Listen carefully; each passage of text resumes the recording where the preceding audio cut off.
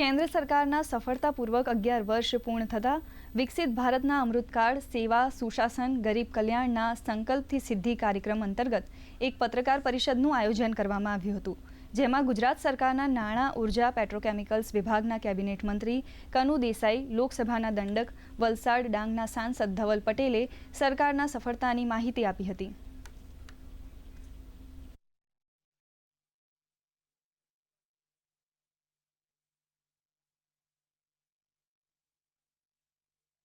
આપણો દેશ અર્થતંત્રની દ્રષ્ટિએ 11મા સ્થાને હતો 2014માં, પછી 5મા સ્થાને આવ્યો અને આજે 4થું સ્થાન પ્રાપ્ત કર્યું છે.